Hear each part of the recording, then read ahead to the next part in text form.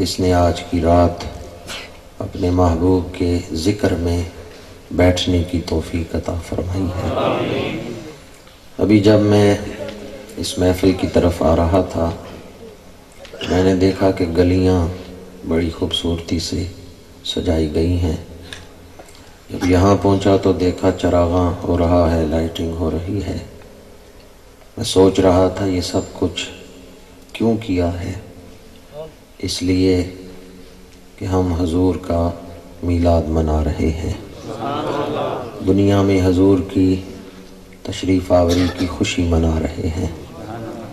تو میں یہ سوچ رہا تھا اس گاؤں میں حضور کے غلام رہتے ہیں، اس گاؤں میں حضور کے عاشق رہتے ہیں، اس گاؤں میں وہ لوگ رہتے ہیں جن کے دل زندہ ہیں، جن کے سینے عشق رسول سے آباد ہیں۔ آپ نے یہ سارا انتظام کر کے اس بات کا اظہار کیا ہے، اور حقیقت یہ ہے کہ 12 ربیع الاول کی صبح کوئی عام بچہ نہیں پیدا ہوا، بلکہ مقصود کائنات دنیا میں تشریف لائے۔ 12 ربیع الاول کی صبح کوئی عام بچہ نہیں پیدا ہوا، عام بچے تو روز ہی پیدا ہوتے ہیں۔ 12 ربیع الاول کی صبح امام الانبیاء ختم نبوت کا تاج پہن کر دین کو مکمل کرنے کے لیے دنیا میں تشریف لائے۔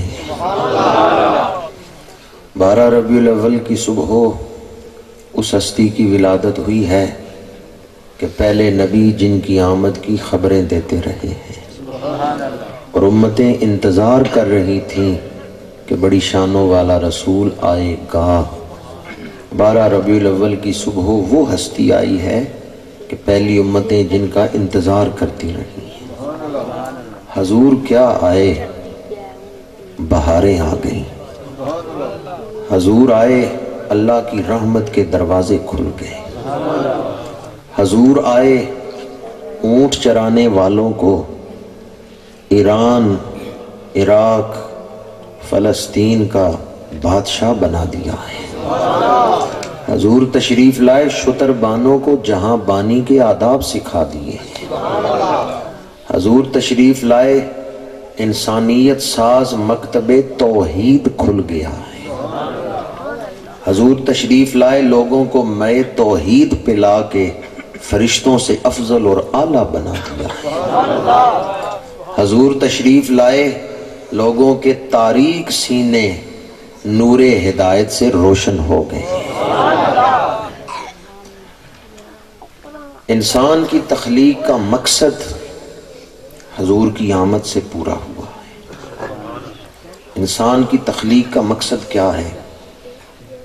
انسانی تخلیق کا مقصد ہے اللہ کی عبادت۔ اللہ تعالیٰ قرآن پاک میں فرماتا ہے وَمَا خَلَقْتُ الْجِنَّ وَالْإِنسَ إِلَّا لِيَعْبُدُونَ، ہم نے جن و انس کو اپنی عبادت کے لیے پیدا کیا ہے۔ انسان کی تخلیق کا مقصد اللہ کی عبادت، اللہ کی معرفت، اللہ کی محبت۔ زیادہ پریشان نہ ہوں اگر آپ نے عالی شان کوٹھی نہیں بنائی، یہ آپ کی تخلیق کا مقصد ہی نہیں ہے۔ زیادہ پریشان نہ ہوں کہ میرا بھائی دنیا داری میں مجھ سے آگے بڑھ گیا ہے اور میں غریب ہی رہ گیا ہوں۔ یہ بڑی جائیداد بنانا اور 2 کروڑ کی کوٹھیاں بنا لینا یہ آپ کی زندگی کا مقصد ہی نہیں اللہ نے مقرر کیا۔ آخرت میں پہنچیں گے تو اللہ یہ نہیں پوچھے گا دنیا میں کوٹھی بنا کے آئے ہو یا نہیں آئے، یہ اس نے آپ کے ذمہ ہی نہیں لگایا۔ کیوں آپ پریشان ہو رہے ہیں کہ میں غریب ہوں اور فلاں امیر ہے؟ بس اتنا غور کر لیں اللہ نے میرے ذمہ کیا لگایا، اللہ نے مجھے پیدا کیوں کیا ہے۔ دنیا چھوڑ کے آخرت میں پہنچیں گے تو اللہ یہ نہیں پوچھے گا کہ اپنی اولاد کے لیے 2 کروڑ کا بینک بیلنس چھوڑ کے آئے ہو یا نہیں، وہ یہ پوچھے گا ایمان لے کے آئے ہو یا نہیں، وہ یہ پوچھے گا میری عبادت کا سودا لائے ہو یا نہیں۔ تو انسانی تخلیق کا مقصد کیا ہے؟ اللہ کی کریں گے یا نہیں کریں گے یہ تو بات کی بات ہے، مان تو لیں کہ عبادت انسانی تخلیق کا مقصد ہے، نماز پڑھیں گے یا نہیں پڑھیں گے فرض ہے، وہ بات کی بات ہے، فرض اپنائیں گے یا نہیں، لیکن اقرار تو کر لیں انسانی تخلیق کا مقصد کیا ہے؟ ٹھنڈ تو نہیں آپ کو لگی ہوئی؟ پہلے جلسہ مسجد میں ہوتا تھا، آج کھلی جگہ ہے تو اس لیے چند دوستی بول رہے ہیں۔ ویسے میرا یہ خیال ہے کہ حضور کے غلام حضور کی محفل میں بیٹھ کے سست نہیں ہوتے، حضور کی محفل ہے، ذکر رسول کی محفل ہے تو ذرا بیدار ہو کے بیٹھیں۔ انسانی تخلیق کا مقصد کیا ہے؟ اللہ کی عبادت۔ میں نے اس پر قرآن کی آیت بھی پڑھی ہے، وَمَا خَلَقْتُ الْجِنَّ وَالْإِنسَ إِلَّا لِيَعْبُدُونِ، اور اللہ نے جا بجا قرآن میں حکم بھی دیا عبادت کرو، یا ایھا الناس اعبدوا ربکم الذی خلقکم اقیموا الصلاۃ، جگہ جگہ حکم بھی دیا ہے، پر یا اللہ عبادت کا حکم تو دیا ہے، یہ نہیں بتایا عبادت کرنی کس طرح ہے۔ نماز کا حکم دیا ہے، یہ نہیں بتایا نمازیں کتنی پڑھنی ہیں، کس طرح پڑھنی ہیں، سنتیں کتنی ہیں، فرض کتنے ہیں، وتر کس طرح پڑھنے ہیں، قرآن پاک میں ہے؟ یا اللہ حکم دیا اقیم الصلاۃ، نماز پڑھو۔ وتروں میں ہم دعائے قنوت پڑھتے ہیں، وہ قرآن میں تو نہیں ہے۔ یا اللہ تو نے حکم دیا نماز پڑھو، فجر کی سنتیں کتنی ہیں، ظہر کی کتنی ہیں، عصر کی کتنی ہیں، مغرب کی کتنی ہیں، عشاء کی سنتیں کتنی ہیں، یہ قرآن میں کیوں نہیں بیان کیا؟ اجمالاً حکم دیا ہے، مختصر حکم دیا ہے عبادت کرو۔ تمہاری زندگی کا مقصد عبادت، پر یا اللہ کون سی عبادت کریں جو قبول ہوگی، کس طریقے پر عبادت کریں جو قبول ہوگی؟ اللہ فرماتا ہے اس کے لیے میں نے اپنا رسول بھیج دیا، رسول سے پوچھتے جاؤ، میری عبادت کرتے جاؤ۔ یا اللہ قرآن میں واضح طور پہ کیوں نہیں تفصیل آئی؟ ہمیں رسول کی ضرورت ہی نہ پڑے، ہم کہیں اللہ ہی کافی ہے۔ یا اللہ قرآن میں واضح طور پہ تفصیل دے دیتا، رسول کی غلامی کی ضرورت ہی نہ پڑتی۔ اللہ فرماتا ہے قرآن میں حکم دیا عبادت کرو، تفصیل نہیں بیان کی، تفصیل رسول پہ چھوڑی ہے تاکہ کوئی سرکش میرے رسول سے بغاوت نہ کرے، تاکہ کوئی سرکش میرے رسول کا باغی نہ بنے، کوئی یہ نہ کہے مجھے رسول کی ضرورت نہیں ہے۔ جسے اللہ کی عبادت کی ضرورت ہے اسے در رسول کی غلامی کی ضرورت ہے۔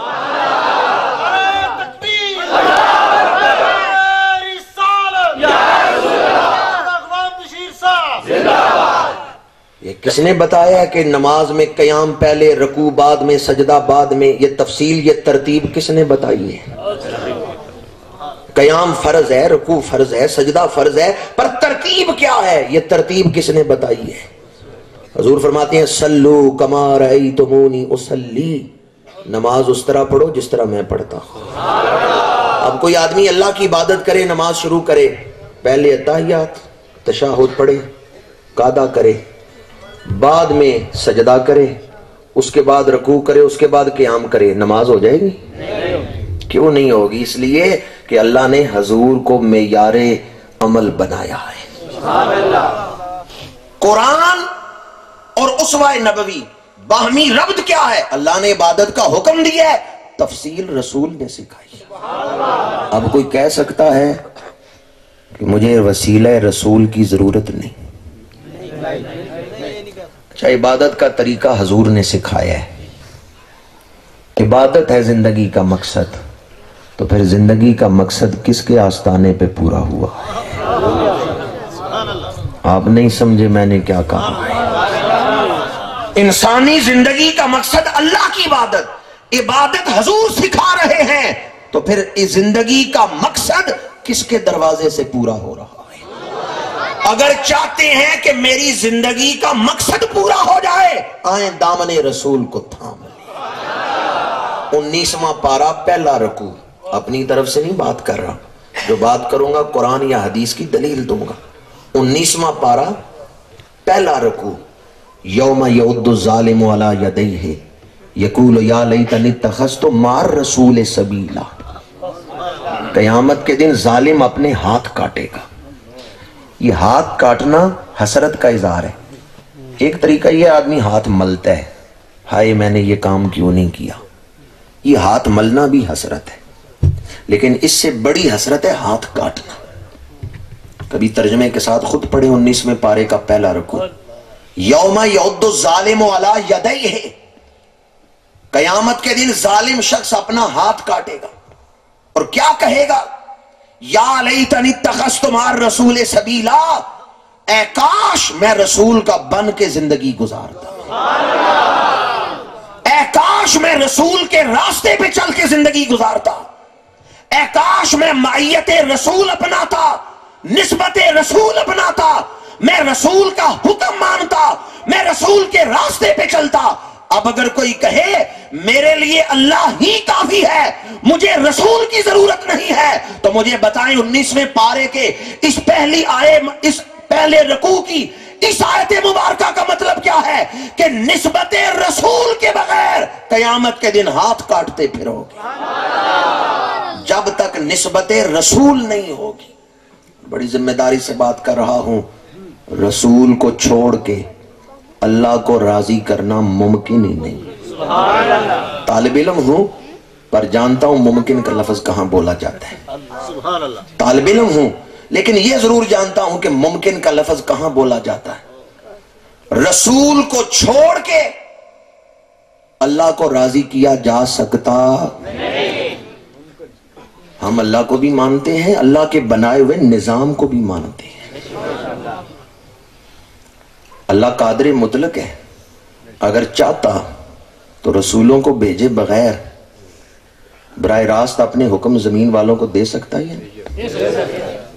اللہ نے پھر رسولوں کو کیوں بھیجا ہے؟ یہ اس نے نظام بنائے کہ میں پردے میں رہوں گا, اپنا رسول بھیجوں گا.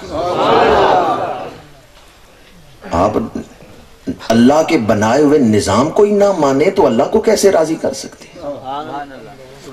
حضرت سیدنا خالد بن ولید ایک آتش پرست آیا, کہنے لگا آپ اپنے رسول کی تعریف تو کریں, کیسے تھے, ان کا حسن کیسا تھا. حضرت خالد بن ولید نے کہا اتنا ہی سمجھ لو, اللہ نے اپنے آپ کو پردے میں رکھا ہے, رسول کو بھیجا ہے, جاؤ دنیا والوں سے میری ذات منواؤ. رسول نے کس کو منوانا ہے؟ اللہ کو. تو اللہ نے اپنا آپ دکھایا لوگوں کو؟ منوانا رسول نے ہے. خالد بن ولید کہتے ہیں جس رسول نے رب منوانا ہے اللہ نے اسے کتنا سونا بنا کے بھیجا. کاف ہا یا عین صاد سورہ مریم کے حروف مقطعات. امام عبد الوہاب شارانی ان کے ترجمے میں لکھتے ہیں کن ہا یا عبد اللہ سورتیں یتجملو بجمال اللہ. اللہ نے فرمایا محبوب اتنے سونے بن جاؤ لوگ دیکھتے تجھے جائیں مانتے مجھے جائیں. جب اللہ حضور کا وجود بشری بنا رہا تھا, جو 12 ربیع الاول کی صبح ولادت پائی ہے جس وجود نے, جب اللہ حضور کا وہ وجود ظاہری بنا رہا تھا تو فرما رہا تھا محبوب اتنے سونے بن جاؤ چہرہ تمہارا ہو نشان میرا ہو. دیکھنے والے تو کہا کرتے ہیں اللہ اللہ, یاد آتا ہے خدا دیکھ کے صورت تیری. نعرہ تکبیر, نعرہ رسالت, نعرہ حیدری, شان مصطفیٰ. اللہ چاہتا رسول کو بھیجے بغیر اپنا آپ منوا سکتا تھا, پر اس نے نظام بنایا ہے. یہ لفظ آپ سے کہلوانا چاہتا ہوں, یاد ہو گیا یہ لفظ تو پھر آپ بہکیں گے نہیں, گمراہی سے بچ جائیں گے. رسول کو بھیجنے کا اللہ نے کیا بنایا ہے؟ یہ نظام رسالت. اللہ نے ایک نظام بنایا ہے کہ میں پردے میں رہوں گا, رسول کو بھیجوں گا. اور رسول کو بھیجا ہے, ایک نظام بنایا ہے, تو رسول کو حیثیت کیا دی ہے کہ بس لوگ کلمہ پڑھیں اور تمہیں چھوڑ دیں؟ اللہ نے رسول کو حیثیت کیا دی ہے؟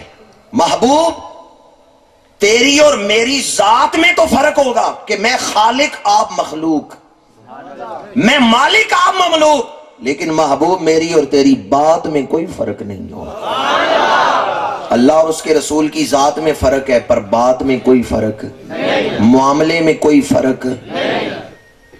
اللہ نے رسول کو بھیجا تو حیثیت کیا دی؟ محبوب جو تیری بیعت کرے گا وہ میری بیعت کر رہا ہے۔ قرآن پڑھیں، اللہ زین یبایعونک انما یبایعون اللہ ید اللہ فوق ایدیہم۔ اللہ نے حیثیت کیا دی؟ محبوب جو آپ کی اطاعت کرے گا وہ میری اطاعت کر رہا ہے۔ من یطع الرسول فقد اطاع اللہ۔ محبوب جسے تو بلائے گا اسے میں نے بلایا ہے۔ اذان من اللہ ورسولہ، محبوب جسے تو عطا کرے گا اسے میں نے عطا کیا ہے۔ اغناہم اللہ ورسولہ، محبوب جو تیرے دروازے پہ آئے گا وہ میرے دروازے پہ آ رہا ہے۔ ولو انہم اذ ظلموا انفسہم جاؤک۔ محفل میلاد میں بیٹھنے والوں بتاؤ میں کتنی آیتیں پڑھوں تو آپ کو یقین آئے گا کہ جو دروازہ رسول کا ہے وہ دروازہ خدا کا۔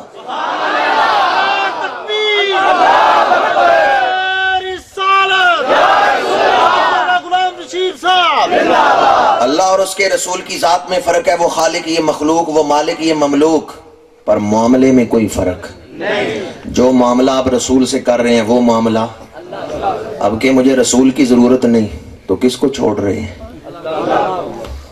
اللہ نے ایک نظام بنائے، مثال دے رہا ہوں، اگر اس پر غور کریں گے تو یہ جو بار بار میں نظام کا لفظ بولتا ہوں اس کی سمجھ آ جائے گی۔ کشف المعجوب میں حضرت دادا گنج بخش علی حجویری رحمت اللہ تعالی علیہ نے لکھا ہے، دادا صاحب فرماتے ہیں میں اپنے مرشد کو وضو کرا رہا تھا، ہاتھ میں کوزہ پانی گرا رہے ہیں، مرشد ہاتھ دھو رہے ہیں۔ دادا صاحب کے ذہن میں خیال آیا، جوانی کے دن تھے، وضو کرا رہے ہیں، خیال آیا میں سید بھی ہوں، میں عالم بھی ہوں، اگر میری قسمت میں اللہ نے ولی بننا لکھا ہے تو میں کیوں ان کی خدمت کر رہا ہوں؟ ہوگا تو وہی جو اللہ نے لکھا ہے، جو اللہ نے تقدیر بنائی ہے۔ اگر اللہ نے میری قسمت میں ولی بننا لکھا ہے تو مجھے کیا ضرورت ہے ان کو وضو کرانے کی، میں نوکر بن کے کھڑا ہوں۔ اور اگر اللہ نے میری قسمت میں ولی بننا نہیں لکھا تو میں وضو کرواتا رہوں، پھر بھی کوئی فائدہ نہیں۔ یہ وسوسہ دل میں آیا کہ جو ہوتا ہے تقدیر سے ہی ہوتا ہے، اللہ نے میری قسمت میں ولی بننا لکھا ہے تو میں بن جاؤں گا، مجھے خدمت کی کیا ضرورت ہے۔ مرشد نے ہاتھ پیچھے کر لیے، دھو رہے تھے نا پانی کے نیچے، ہاتھ پیچھے کر لیے۔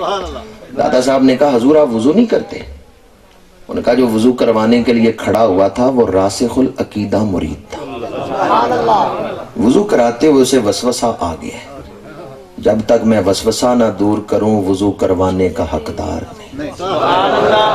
علی حجویری کیا سوچ رہے ہو کہ اللہ نے تمہاری قسمت میں ولی بننا لکھا ہے تو میری خدمت کیوں کر رہے ہو؟ سنو، اللہ نے نتیجے نہیں لکھے، سبب بھی لکھے۔ جلسے کے بعد سوچ لیں میں نے کیا لفظ بولا ہے۔ اللہ نے منزلیں نہیں لکھی، راستے بھی لکھے ہیں، نتیجے ہی نہیں لکھے، سبب بھی لکھے ہیں۔ اللہ نے تیری قسمت میں ولی بننا لکھا ہے تو ساتھ یہ بھی لکھا ہے کہ یہ مرشد کی خدمت کرے گا، یہ میرے ولی کی خدمت کرے گا، میں خوش ہو کے اسے مرتبہ ولایت عطا کر دوں گا۔ دادا صاحب فرماتے ہیں اس نظام میں آؤ گے تو اللہ کا قرب پاؤ گے۔ اللہ نے تقدیر لکھی ہے ٹھیک ہے، پر اللہ نے لکھا ہے آدمی پانی پیے گا پیاس بجھے گی، کھانا کھائے گا بھوک مٹے گی۔ اللہ نے نتیجہ ہی نہیں لکھا، سبب بھی لکھے ہیں۔ اللہ کی معرفت ملے گی۔ دیکھیں آپ نے کپڑا خریدنا ہے تو کپڑے والے کی دکان پہ تو جانا پڑے گا، یہ اللہ نے نظام بنایا ہے۔ لکڑی خریدنی ہے تو بڑھئی کی دکان پہ جانا پڑے گا، فرنیچر لینا ہے تو فرنیچر والے کی دکان پہ تو جانا پڑے گا، سونا خریدنا ہے تو سنیارے کی دکان پہ تو جانا پڑے گا، علم سیکھنا ہے پڑھنا ہے سکول تو جانا پڑے گا۔ یہ نہیں کہ میرے لیے اللہ ہی کافی ہے۔ کیا خیال ہے؟ ذرا غور کر لیں۔ اگر آپ نے پڑھنا ہے تو سکول، بچوں کو کہہ دیں اللہ ہی کافی ہے، سکول جانے کی ضرورت نہیں۔ اللہ کی بارگاہ میں جب آخرت میں جائیں نا تو اللہ کہے گا میں نے ایک نظام بھی بنایا تھا، تمہیں کسی نے اس نظام کی سمجھ نہیں عطا کی۔ اگر کپڑا خریدنا ہے کپڑے والے کی دکان پہ جانا ہوگا، سونا خریدنا ہے سونے والے کی دکان پہ جانا ہوگا، علم لینا ہے سکول یا مدرسے جانا ہوگا، اللہ کی معرفت لینی ہے، اللہ کی محبت لینی ہے، عبادت کا طریقہ سیکھنا ہے، در رسول پہ آنا ہوگا۔ یہ ساری تشریح میں نے اسے ایک جملے کی ضمن میں کی ہے کہ حضور کے آنے سے انسانی تخلیق کا مقصد پورا ہوا ہے۔ جس مقصد کے لیے اللہ نے ہمیں بنایا ہے، اللہ کی عبادت، وہ مقصد پورا ہوا حضور کے تشریف لانے سے کہ حضور نے وہ عبادت کا طریقہ سکھایا ہے۔ جماعت کوئی بھی ہو، مسلک کوئی بھی ہو، ہر مسلک والا یہی کہتا ہے میں نماز سنت رسول کے مطابق پڑھ رہا ہوں۔ کسی نہ کسی سطح پہ وسیلے کو تو مان ہی لیا ہے نا کہ اللہ کی عبادت وہی قبول ہوگی جو حضور کے طریقے پر ہوگی۔ ادھر حضور کی سنت پر نماز پڑھ رہے ہیں، ادھر کہتے ہیں میرے لیے اللہ ہی کافی ہے، مجھے نسبت رسول کی، وسیلہ رسول کی ضرورت نہیں ہے۔ اللہ تعالیٰ نے قرآن مجید میں قسمیں اٹھا کے اپنے محبوب کی رسالت کو ثابت کیا ہے۔ یاسین والقرآن الحکیم انک لمن المرسلین۔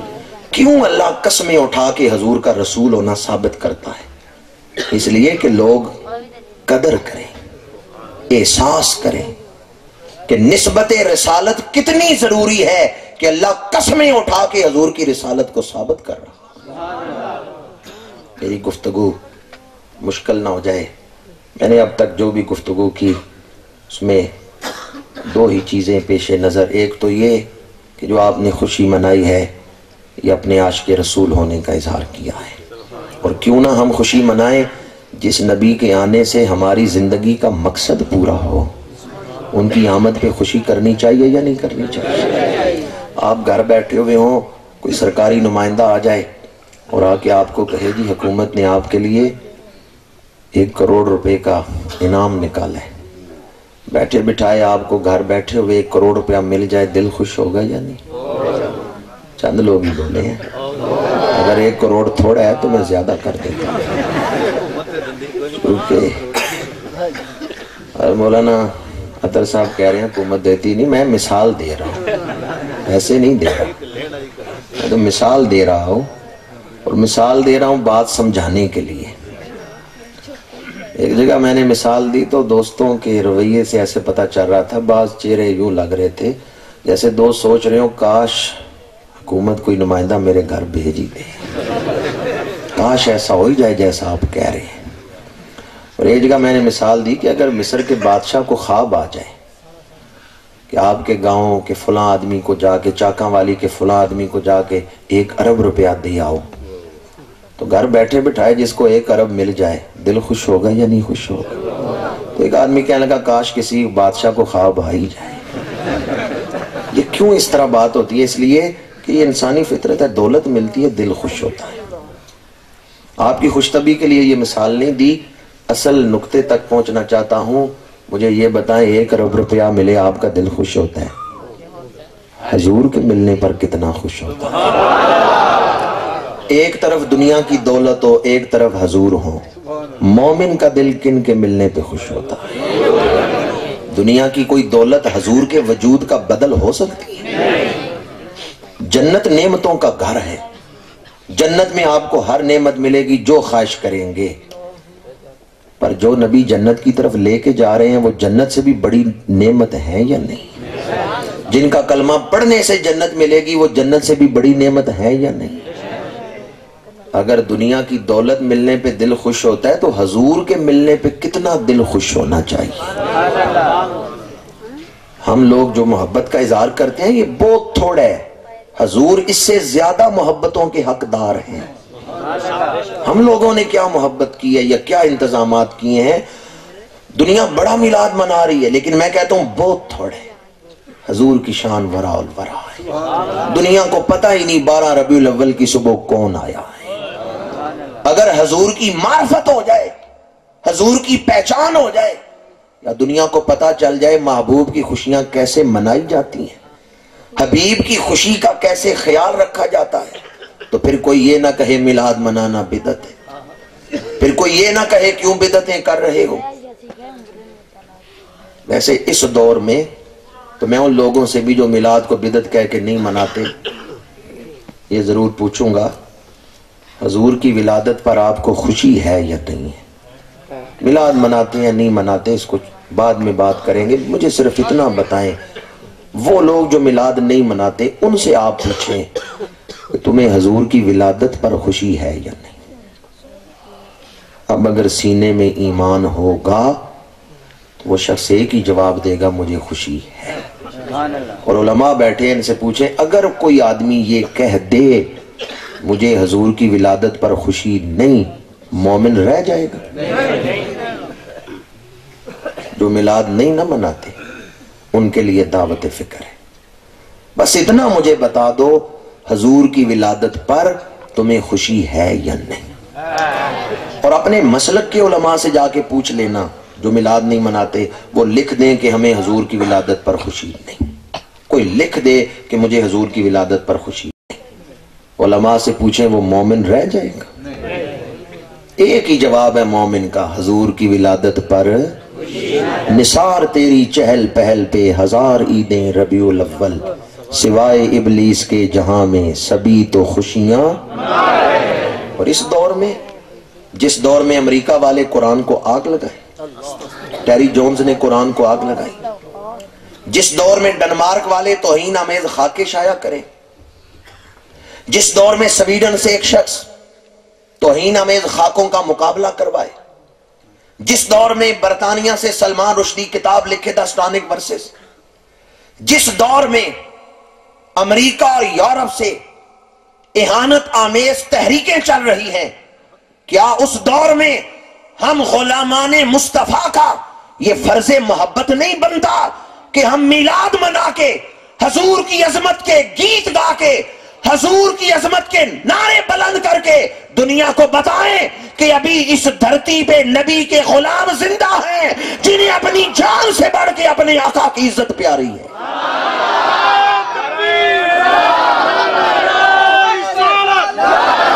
سیدی مرشدی یا نبی یا نبی، سیدی مرشدی یا نبی یا نبی، غلام ہے رسول کے غلام ہے، تو ہو نہ عشق مصطفیٰ تو زندگی فضول ہے، تو ہو نہ عشق مصطفیٰ تو زندگی فضول ہے. صاحبزادہ غلام بشیر صاحب حضرت مولانا عطر صاحب نے نعرہ لگایا بڑے جذبے سے، چونکہ بات ایسی تھی کہ میں نے عزت رسول کا واسطہ دیا ہے. میں نے کہا بتا دیں کہ حضور کے غلام زندہ ہے جنہیں عزت رسول پیاری ہے. میں یہ سمجھتا ہوں عزت رسول کا واسطہ دیا جائے کوئی مسلمان خاموش نہیں رہ سکتا. وہ بولے جسے اپنی جان سے بڑھ کے حضور کی عزت پیاری ہے، اور جسے حضور کی عزت معاذ اللہ نہیں پیاری وہ خاموش رہے. اس دور میں ہمارا یہ فرض محبت ہے. ہر دور کے اپنے تقاضے ہوتے ہیں. جس دور میں اسلام کے خلاف پراپیگنڈا ہو رہا ہے، جس دور میں اہانت رسول پر کتابیں لکھی جا رہی ہیں، خاکے شائع ہو رہے ہیں، اس دور میں ہم غلامان مصطفیٰ کا یہ فرض ہے. دنیا چاہتی ہے ہم اپنے آقا کا ذکر چھوڑ دیں. آئیں آج اس محفل میلاد میں ایک دفعہ اس انداز میں حضور کا ذکر کریں، دنیا کو پتا چل جائے یہ دیوانے جیتے جی اپنے آقا کا ذکر کیا چھوڑیں گے، یہ تو مر کے بھی حضور کا ذکر چھوڑنے والے. میں وہ سنی ہوں جمیل قادری مرنے کے بعد میرا لاشا بھی کہے گا الصلاۃ، میرا لاشا بھی کہے گا الصلاۃ. ماشاءاللہ چند دوست بولے ہیں پیچھے، شاید میری آواز نہیں گئی کہ آپ نے عزت رسول کے لیے یوں بولنا ہے کہ دنیا کو پتا چلے نبی کے غیرت مند غلام زندہ ہیں. سب سے اولا و اعلیٰ، سب سے اولا و اعلیٰ. ایک دوست کہنے لگے ہم اونچا بول بھی لیں کون سا امریکہ والوں کو آواز پہنچ جائے گی. میں نے کہا امریکہ آواز پہنچے نہ پہنچے مدینہ منورہ ضرور پہنچے. سرکار ضرور خوش ہوں گے میرے غلاموں نے میرے ساتھ اظہار محبت کیا ہے. اگر آپ عزت اسلام کے لیے، عظمت اسلام کے لیے اس دور میں حقانیت اسلام، حمایت اسلام کا اظہار کرتے ہیں، اسلام کی عظمت کو بچانے کے لیے اپنی آواز کو استعمال کرتے ہیں، اپنے وسائل کو استعمال کرتے ہیں، اللہ کی قسم ہے کل قیامت کے دن رسول اللہ کے غلاموں کی صف میں کھڑے ہوں. قیامت کے دن حضور کے مجاہدوں کی صف میں کھڑے ہوں گے. آئیں ہم خالد بن ولید یا حضرت شیر خدا کے زمانے کے مسلمان تو نہ بن سکے، پر اس دور میں عظمت اسلام کے لیے اپنے وسائل کو صرف کرنے خون دل دے کے نکھاریں گے رخے برگے گلاب، ہم نے گلشن کے تحفظ کی قسم کھائی۔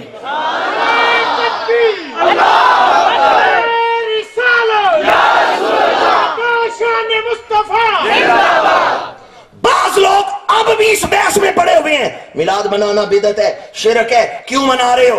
میں کہتا ہوں دشمنوں کی بولیاں نہ بولو، یہی تو دشمن چاہتے ہیں مسلمان حضور کا ذکر نہ کریں۔ علامہ اقبال نے بہت عرصہ پہلے نشاندہی کر دی تھی۔ اقبال کہتے ہیں ابلیسی طاقتوں کی جو سازش ہے وہ فاقہ کش جو موت سے ڈرتا نہیں، ذرا روح محمد اس کے بدن سے نکال دو، روح محمد اس کے بدن سے نکال دو۔ مسلمانوں کے سینوں سے حضور کا پیار نکل گیا، سمجھو یہ مسلمان مردہ ہو گیا۔ بجھی عشق کی آگ اندھیر ہے، مسلمان نہیں راکھ کا ڈھیر ہے۔ اور اس کے لیے ان لوگوں نے کیا طریقہ اختیار کیا ہے؟ اگر ٹونی بلیئر کہے کہ حضور کو چھوڑ دو، حضور کچھ نہیں دے سکتے، حضور زندہ نہیں، آپ مان لیں گے؟ نہیں نہ مانیں گے۔ آپ کو پتہ ہے ٹونی بلیئر غیر مسلم ہے، اس نے تو اسلام کی مخالفت ہی کرنی ہے۔ شیطان بڑا باریک بین ہے، شیطان نے سوچا کافر انہیں کہیں نا کہ حضور دے کچھ نہیں سکتے تو یہ نہیں مانیں گے، ان کے پاس وہ لوگ بھیجو جن کی شکل مسلمانوں والی ہو، جو مسجدیں بھی بنائیں، جو ممبروں پہ بھی بیٹھیں پر بولی کافروں کی بولے۔ دھوکہ تو آپ تب بھی کھائیں گے نا جب کوئی اپنا بن کے آئے گا۔ اگر روس کا صدر کے مسلمانوں حضور کچھ نہیں دے سکتے آپ مان لیں گے؟ کیوں؟ آپ کو پتہ ہے یہ دشمن ہے، اس نے تو اسلام سے دشمنی کرنی ہے۔ پر جب دشمن دوست بن کے آتا ہے نا، آدمی دھوکے میں مبتلا ہو جاتا ہے۔ شیطان بڑا چال باز ہے، اس نے شکلیں ایسی بنوا لی، اس نے صورت ایسی بنوا لی، لیکن اندر سے وہ خباثت نہیں گئی، بغض رسول نہیں گیا، اور بیش بدل کے بھولے بھالے مسلمانوں کو، حضور کے غلاموں کو در رسول سے دور کرنے کے لیے ساری کوششیں صرف کر رہے ہیں۔